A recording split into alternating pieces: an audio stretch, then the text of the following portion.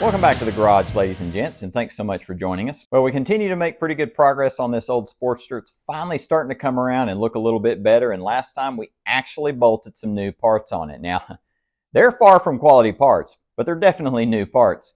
In this video, we are going to start out with working on the wheels. After that, we're going to get into the fork seals, and from there, not really sure. So let's just get busy and see what all we can get done. On to the tailgate workbench. So if you watch video 1 for this bike, you know this rear wheel's got some problems, one of the many things that's going on with it, right? So this rotor right here is really, this is the whole area with the problem. First of all, this is not the right rotor for this bike. You can tell because it's the wrong diameter. This one's actually too small. Also, your bolt holes do not line up perfect. Now, they mounted and they used the right thread for bolts, but if you look back here, if you can, and I'm not going to bother getting the camera because you can't really see it, but if you look back here, you can see there's actually a tiny gap, probably about 2 or 3 millimeters, to be honest, between the rotor and the face of the wheel, which is, you know, obviously not what you want. So what it's doing is as you tighten this in, it's pulling the bolts in a different direction, if that makes sense. And it's kind of, whoever put this on here luckily stopped and they didn't force it, because if they did, they would have just boogered up all these threads, which would have been, you know, obviously a huge problem for this cast wheel. Also, our bolts are wrong. You can see these stick out. You can see the face of them here where they're rubbed down. These were actually rubbing the inside of the caliper mount, and that was causing aluminum shavings to get everywhere. I mean, there's aluminum shavings down here in the spacer. They're probably down in the inside of the wheel. Now, we're going to be repacking bearings and cleaning all that out, so that's not a big deal. But let's get the ratchet to these and pull them out. I did test them in video 1. They should be fine, but still, going to have to keep my fingers crossed a little bit to make sure we don't have any serious problems. I am thankful, though, that somebody didn't just go crazy with these and torque them in there. That's one thing I can say. Whoever put this thing loosely back together didn't force it, which is good. And these are actually, these bolts are in, they're not in bad shape, the bolts themselves. And it doesn't feel like our, it doesn't feel like our threads in the wheel's bad, but man, this is not something you want to force. I would say this kind of ranks up there with, you know, putting on like a primary cover or something like that. You just don't want to screw up the threads going into this wheel or something like an engine case, for example. And of course, these are coming out pretty nice.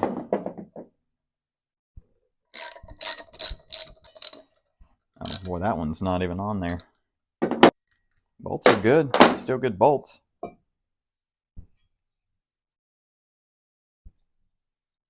Yeah, our threads look good, though. I mean, it's good news. Somebody, like I said, somebody put the wrong thing on there, but they just kind of, luckily they stopped. There's the problem right there. So this is not, there is a lip in here, right, where the rotor seats down on. This is actually not fitting down on that lip like it should. So that's the problem. So it's not the bolt holes that are not lining up. It's actually that lip. Actually, I think I was wrong. There's something else going on here. There's like a, I just now noticed this. There's another like ring type spacer in here that's got 2 step-ups. And I know that's not factory. Because this wheel, I've checked the wheel, this is the same, I think it's 16x3 wheel that's been used on many bikes for many years. Let me give you guys a closer look. So right here where the tip of my finger is where you should, you know, this is part of the actual wheel, right? So this is where the rotor sits over it, sprocket sits over it on that side. Very common, used for many, many, many years.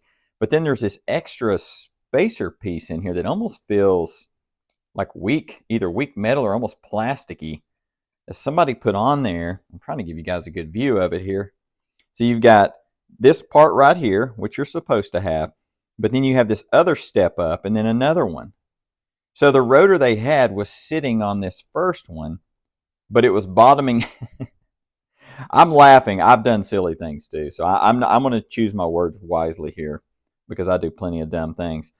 But it was sitting on this part right where my fingernail is, and that's what was causing the gap that I could see whenever I went to tighten it down.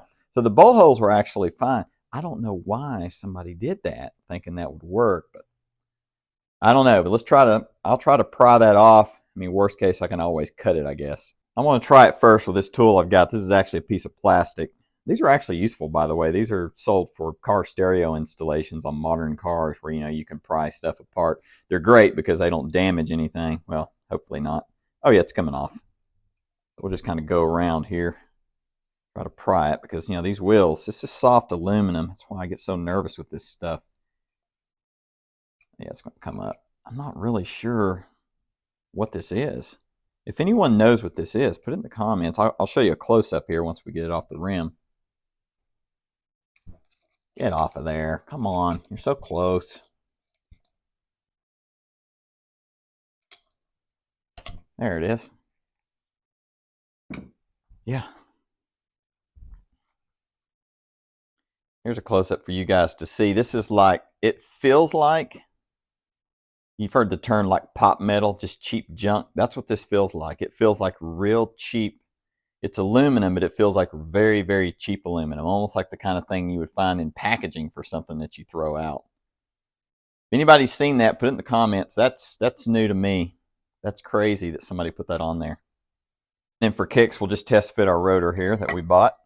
Oh yeah, lines up perfectly good. So we're going to be in good shape. So that that made me nervous there for a second. I was like, well, what is going on with this wheel? Well, that explains it. So let's keep tearing her down.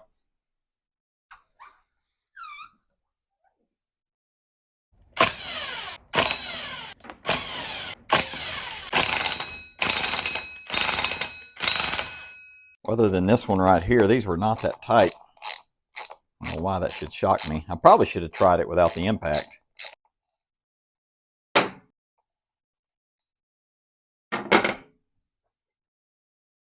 So I'm going to pull these wheel seals out so we can get to these bearings. They do need to be repacked. I actually threw the rotor back on the wheel just to kind of give me something I can rest this screwdriver on, also using a piece of wood.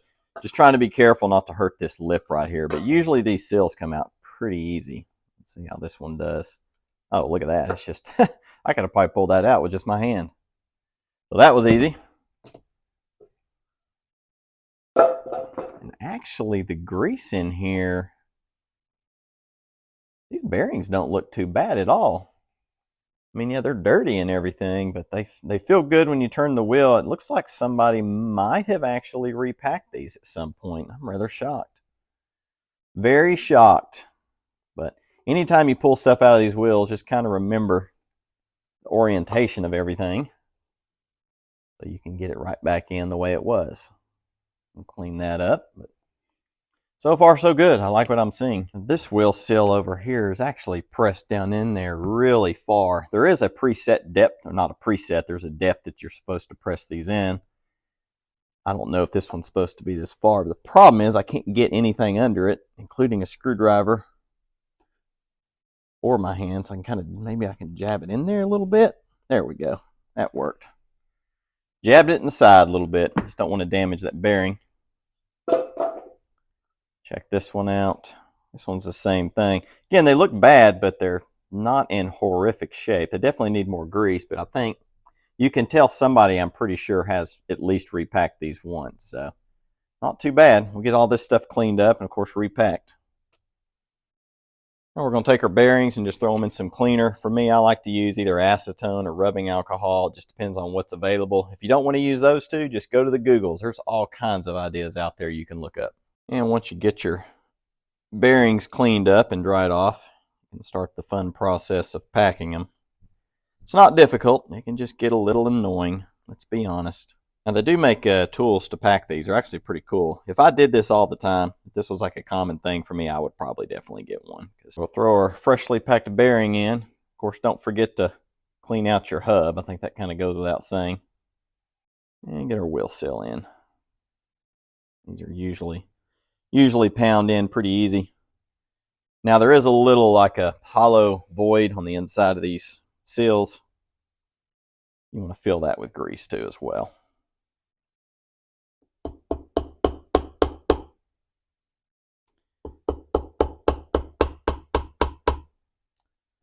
Now, there is a depth on these. Kind of mentioned it earlier, like I keep saying preset depth. It's not a freaking preset depth. But you got to pound these down in there far enough to a certain spec. You don't just get them flush. Some wheels do call for flush, it just depends. These are actually either, I think it's 0.31 inches or 7.9 millimeters, which is pretty far. So that's what the shop manual says. So we'll go with it. All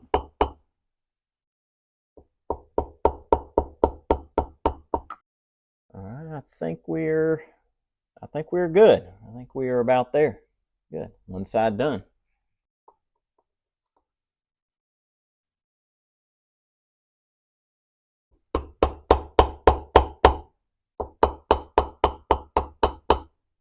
For cleaning on this rear wheel, I don't think we're going to have too hard of a time with it. Of course, I probably shouldn't have said that. But these wheels, this one and the front wheel, don't seem to be in horrible shape. Now, this is the brake rotor side. It is the worst side, but I think we can bring it around pretty good. And for cleaner, I'm actually going to do something a little different on this one. I completely forgot I had a few cans of this stuff. My dad actually gave me this stuff a few years back. And if you know this place, you know this stuff is not that cheap. So we're going to give it a shot.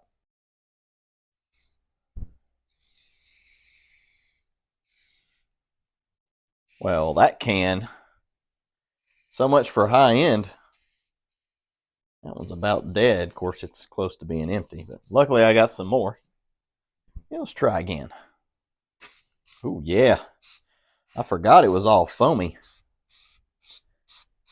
You know you're high end when you got the foaming action going on. Maybe this stuff will get on my truck and clean it a little bit.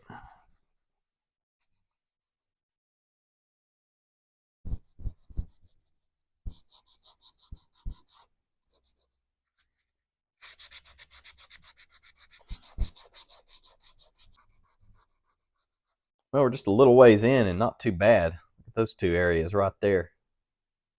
It got most of it out of there. These corners down in there are pretty hard to get to. But compared to where we were, if I can move this, you can see how bad those spots were down through there. So pretty good improvement. Quite a bit of scrubbing, but we're going to keep at it because I definitely like those results.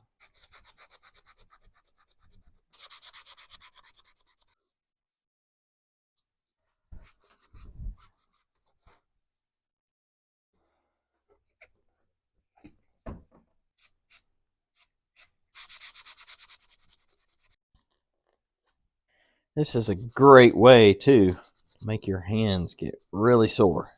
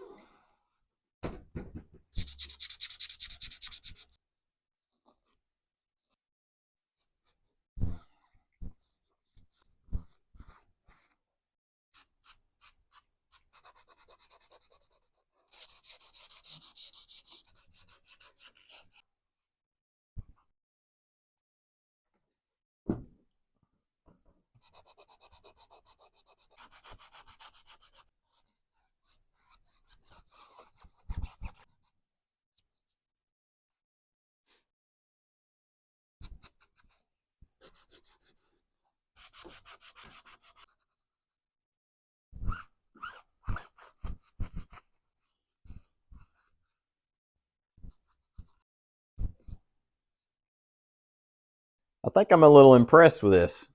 This might be one of my better wheel cleanups in a while. I mean, there's a few spots here and there, but for the most part, it looks great. I'm going to try to get rid of this sticker. There's another little sticky area down there. I'll work on that later. I can't get something on that. Overall, much better. We cleaned up the tire too, so that makes it look better. Now this hardware right here, we will clean all this up for the axle as well as the other side. We'll do that once we get the wheel done. Let's look at a little before shot here. Yeah, no comparison. The other side looks so much better. And most of this is just dirt. A lot of it's just dirt that's coming off, so it's good news.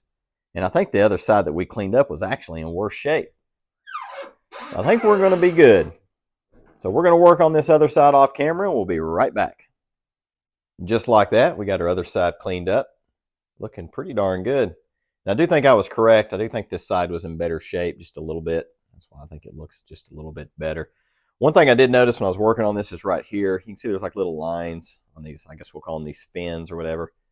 Right there, right there. They're just kind of all the way around it. You can see one right there. You can run your fingernail across it and feel them.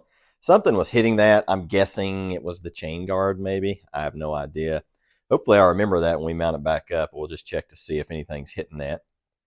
Also, we got our axle cleaned up. You can see right there the end of it, as well as the spacers. Did that just because, you know, when you look down at the bike, you know, your eyeballs can go to stuff like this, and it just kind of stands out and makes it look better. Go to the other side here is a comparison again. Of course, this side's also good. And you can see we got our hardware cleaned up here on the end of the axle. So overall, pretty happy with that. I think the wheel came out good. Not too bad for a 1990 model Sportster, but definitely a huge improvement. So we're going to do the same thing to the front wheel. I'm going to try to go through that one just a little bit quicker.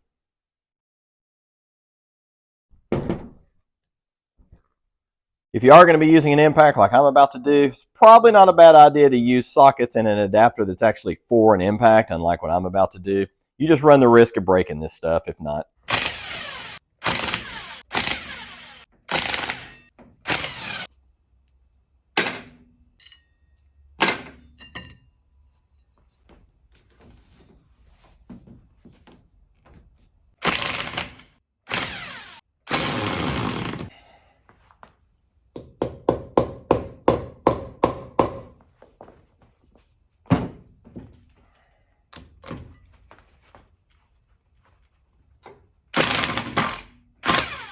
There, got it.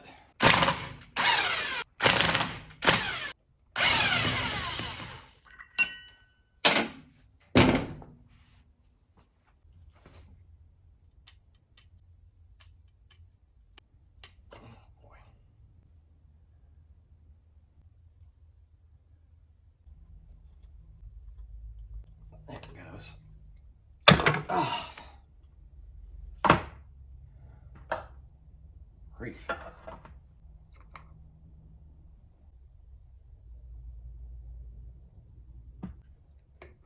we go. Get on out of there.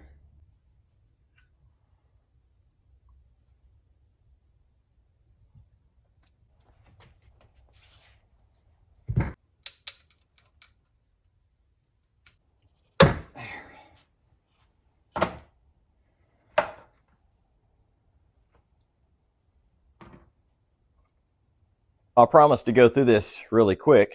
Let's take a look at our bearings real quick, something I found. So this guy right here is pretty good. This is the first one I pulled out. Actually had a lot of fresh grease on it. It's hard to see right here, but it looks like somebody recently repacked, well, recently mileage-wise repacked these. But overall, this one was not really in bad shape. Just clean it up and repack it. Then I pulled this one, and I noticed some dirt, what looked like dirt, or rust color all over it, and I got down to the bearing and there is just rust all over this sucker. I mean, it is absolutely just covered everywhere in rust. And really no telling on what happened here. If I had to guess, we know that somebody's been in here repacking these. My guess is when somebody had the wheel apart, somehow this one got moisture in there maybe. Could have been, you know, maybe they cleaned them with water.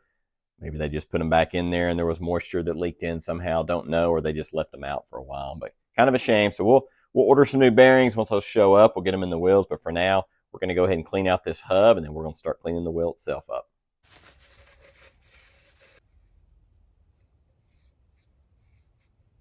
Not a good time to run out of brake cleaner.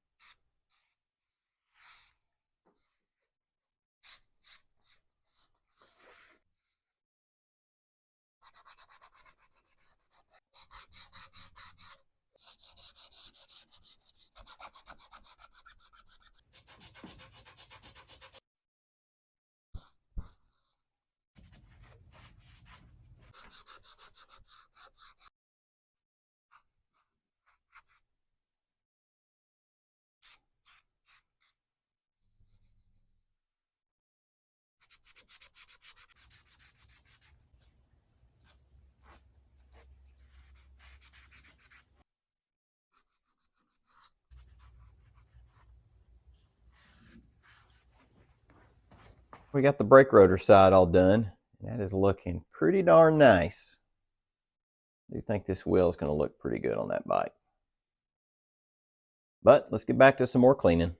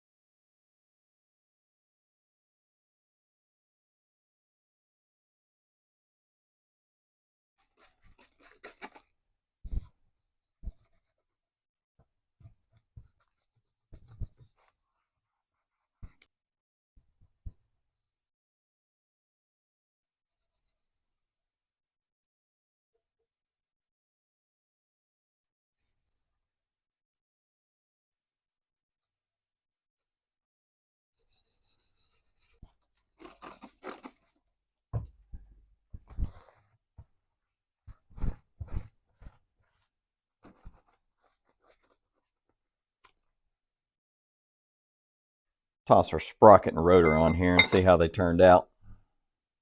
We did clean up our sprocket here by just using some simple, just some basic chrome cleaners. I cleaned up pretty good, and we cleaned up our bolts a little bit.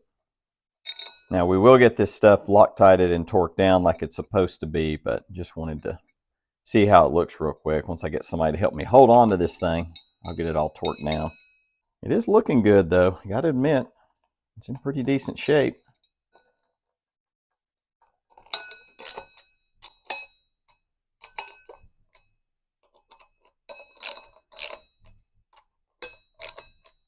Looks pretty good, especially up against that freshly cleaned wheel. I'll get the brake rotor on. And only the cheapest rotor that money can buy. It does look good, at least for now it looks good. And well, I just realized something that I did wrong. So, didn't even notice this. This is what happens when you get in a hurry.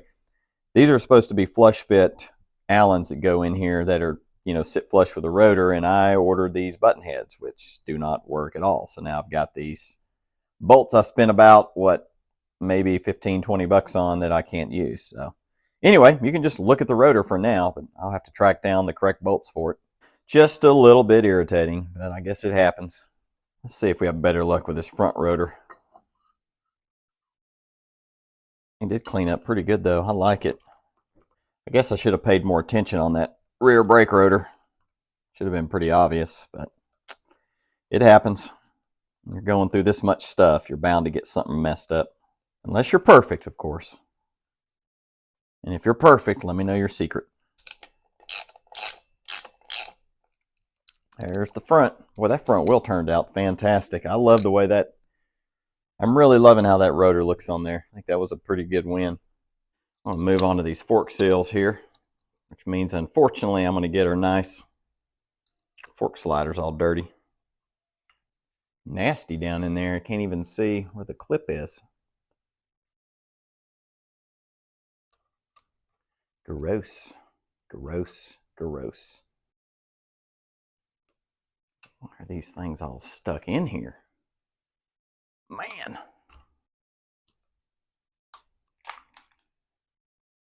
I don't know if you got that on camera or if you heard it, but that was just junk that flew up. That's why I can't get this out. And of course, when you do this, you got to be careful that you don't scratch up your fork tube.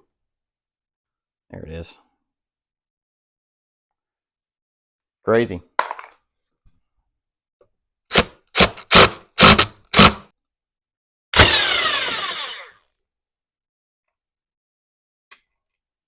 There we go. Now you guys saw I had to get the big boy impact to get this sucker out. Actually, the smaller one didn't even touch it, which kind of shocks me. But have you ever had that kind of inner voice tell you to stop doing what you're doing and do it a different way? That's what I did. I was actually going to run it here through the trees and just do it that way. And then normally what you do is you just pop them loose like this, and then they drop down, and then you can just pound the seal off, which we'll show that here in just a moment. But something told me to do it on the workbench, and I'm glad I did. But one thing I wanted to mention is on these fork legs, if you notice, there's always a drain plug down here. And the best way to get those out is you can use like a screwdriver impact that you pop with a hammer, or what I do is just take some vice grips right here and pop it loose. But if you're removing these cap screws to change your seals, You don't even have to pull those out. So that's a step you can skip, and I'll show you. So if you're doing this on the bike, this is really easy. You just let it drop down. You got to be careful because fluid will leak out. Let me show you what I'm talking about here. Oh, gross. That fluid looks like chocolate milk. All you do is just sit here.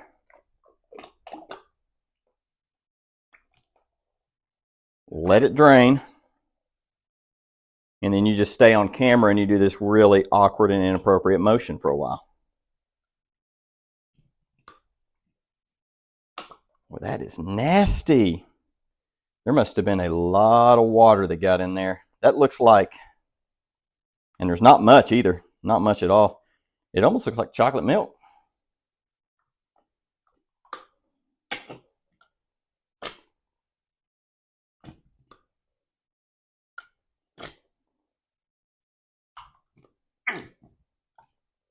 We'll let that drain for a little bit. You guys check that stuff out right there. I mean, there was some other oil in there. That's why you're seeing the darker stuff. But all that light stuff came out. Here it is right there. You can see some on the cardboard. I mean, that looks like freaking chocolate milk. Somehow water got in there. That's what it had to be. So very, very glad we're pulling these apart. So I put the fork tube back in the bike, just the whole complete thing. The reason is I want to use the bike as something stable, almost like it's a vise. And then you take this slider right here and you just pound it down, and then that'll pull the seal out. It's almost like a slide hammer. At least that's the theory. There are other ways to do this too, but this is just kind of the way I like to. You just keep at it until it finally pops out.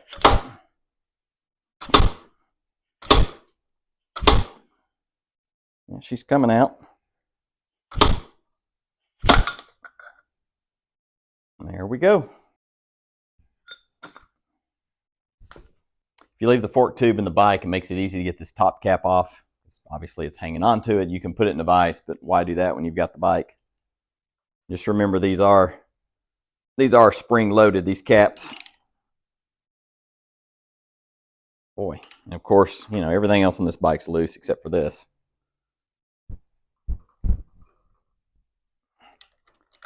Well, reinforcements.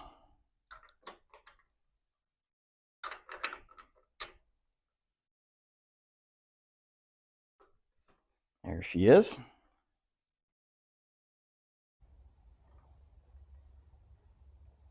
Sometimes you can just use your socket to hold on to it. Yeah.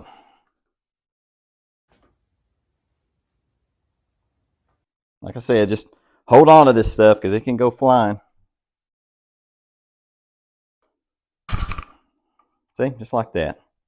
That would have been funny if it went flying after I said that. If you got you a good schematic handy, either you found it online or in your shop manual, this is usually pretty self-explanatory. The main thing really to watch is just your orientation on everything, mostly the seal itself, and also this washer right here. There's actually a beveled side and a flat side to this thick washer. The beveled side is supposed to go down. It's just things to remember. And then once you remove everything, it's a good time to just clean everything up as best as possible, especially in my situation because I've got, I don't know, water or something in this stuff. So we're going to definitely hit all this with some, brake clean.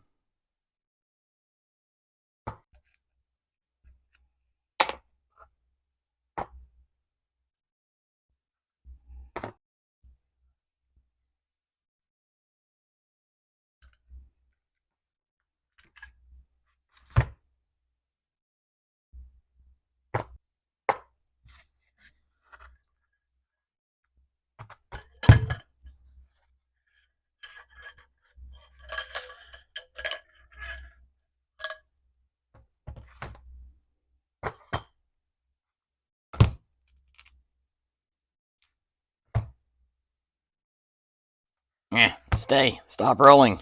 Oh boy. There. We got it all cleaned up. We're going to throw everything back together, and I'm going to do my best to stay out of the way of the camera since this is a weird angle.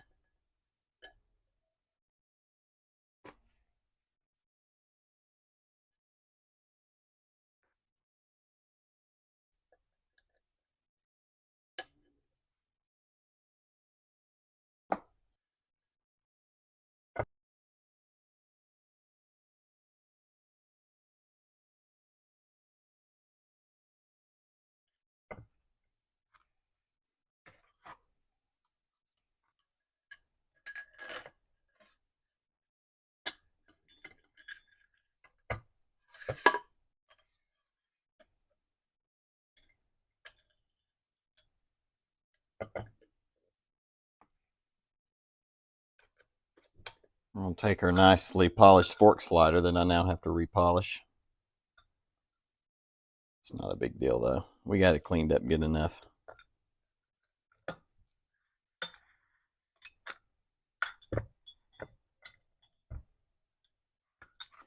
Now if this would behave on me properly, that would be good.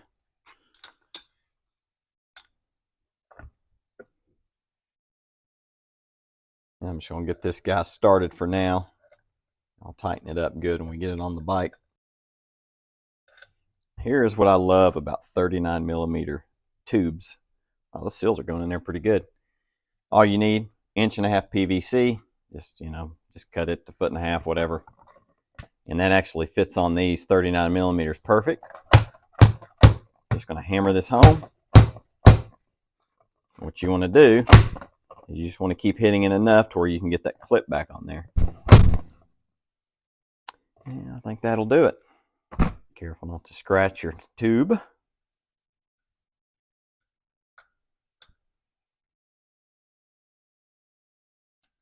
There it is. Clicked in, just like you want. And we'll take our little dust cover. See if we can just mash that in there.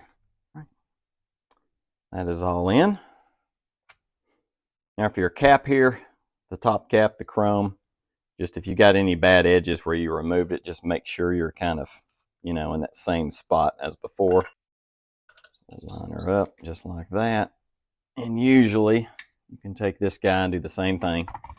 And usually one pop will do it. Just like that. So now we'll just throw our spring in, get some fluid in it, put our top cap on, and then just when you torque the top cap down, once you get it started, just use the bike to torque it down just like we removed it. That's the best way, at least in my opinion, to do it. And then we'll work on the other side and get it done. I'll be right back.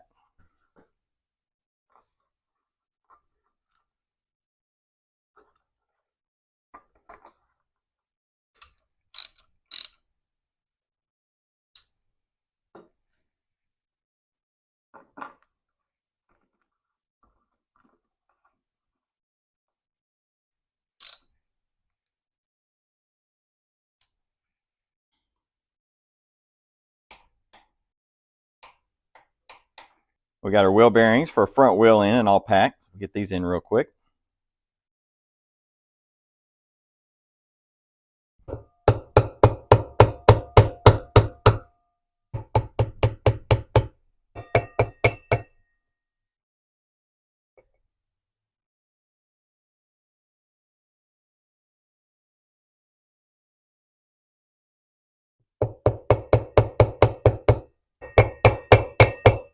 Quick look at our wheels here to check out our handiwork. For the rear wheel, we still got to get those bolts for the rear rotor to get on there, but the good news is, on the rear wheel is that we kind of solved whatever issue was going on the brake, or at least, I hope we solved it. We'll find out when we go to mount it up.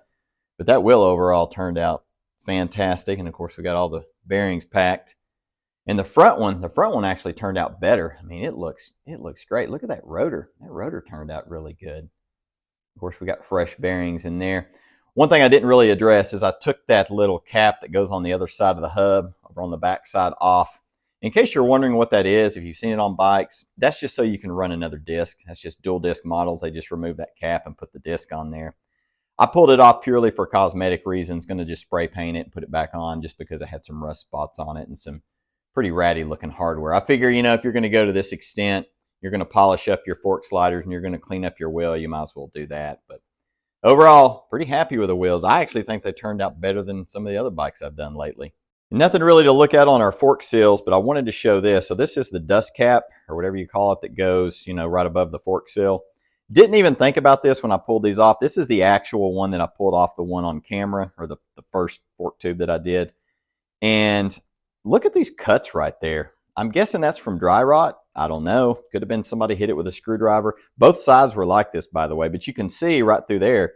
You can see some daylight through there, and that's definitely where the water was coming from. So definitely glad we got into those things. But guys, we are going to be wrapping this video up here, but not to worry. When we get back, we're going to be getting to the fun wiring, and I don't mean just running wires and soldering and all that. Got to figure out where we're going to put the ignition switch. I did buy a kill switch for the bike. Don't know yet where I'm going to mount that. And also, we've got to address the front brake light situation because it doesn't have the stock style mount, but I kind of have an idea on that. But we will have to wait and see on that, and we get back with you guys. Hopefully, we'll keep our fingers crossed that we're going to have a good plan on it. Well, I hope you guys enjoyed this video. We're starting to get to the point on this bike. We're going to start getting it back together. So if you want to catch those future videos, don't forget to hit that subscribe button. And as always, I thank you guys so much for watching. We'll chat with you next time.